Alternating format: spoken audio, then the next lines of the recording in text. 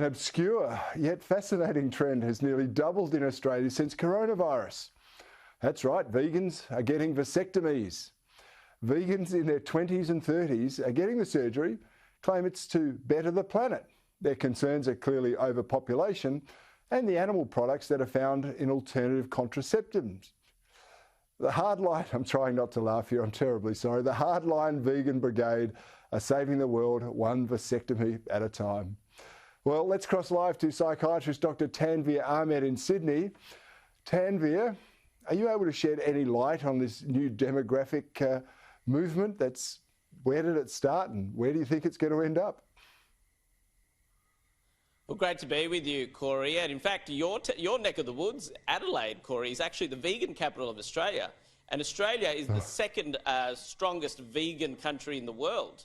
So we're right at the forefront of these trends. And it's funny, I was researching this sort of trend after seeing both some patients and even with my social group where you'd see these kind of, I guess, tensions or sexual politics. And I guess my thesis was as gender relations change and I guess women appropriately have more power in the household, what does this mean for vasectomies? Because I was seeing an increase in vasectomies. And then when I looked into this issue, suddenly there's this whole thing about vegans having the SNP in their 20s and 30s to not have children at all. So here we are, Western world, with some of the lowest fertility rates in human history, and there's a sizable and growing portion who are getting themselves sterilised. Now, vasectomies Australia has the second highest, Australia and New Zealand have the highest rates of vasectomy in the world. 1 in 4 people above 40 has had a vasectomy, 1 in 40 males. Now, that's not mirrored around the world. So large parts of the world, France, it was illegal only 20-odd years ago. Large parts of the world, the rates are very low. But it is changing. For example, we might sort of think that what we might call gender-equal countries would have high rates of vasectomies. That hasn't been the case in a place like Sweden, which is often rated especially high in measures of gender equality. But that rate is also changing. But this vegan trend seems quite unique to the Anglo-American world. And you were alluding to COVID. You know, we've learned of all these trends about COVID, be it, you know, digitisation and a host of things. Who knew vegans and vasectomy? But veganism has actually gone up through coronavirus. I think we've started a new hashtag here tonight, Doctor. But tell me this, what's the environmental link here? The vegan movement have historically been about we want to avoid animal products because of cruelty to animals and animals are equal to people or whatever they believe in. But how are they thinking they're saving the planet or avoiding animal products through having a vasectomy? So look, first, in terms of contraception historically, so things like condoms, etc., most of them latex usually have some type of animal product. So that's a turn-off for vegans.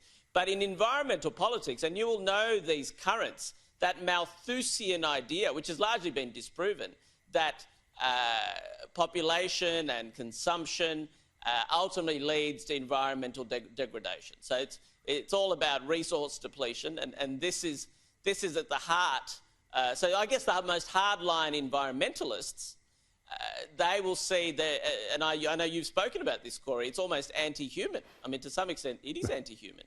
And this is an extension of that trend, that if I don't reproduce, that I limit human growth, that I'm somehow benefiting the environment. So I think the deeper links are with that view.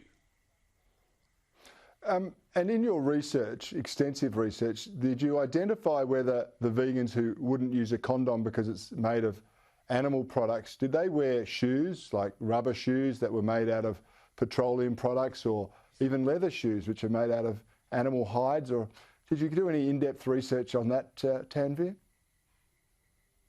No, I didn't conduct extensive sort of like a fashion research or around their sort of vegan beliefs. It was more, I guess it was a quirky thing that came out, which wasn't actually looking for. But the other type of politics is overlaps, is gender politics, where I guess there are men doing it, and that was another interesting trend I saw, where what might be called the male feminist.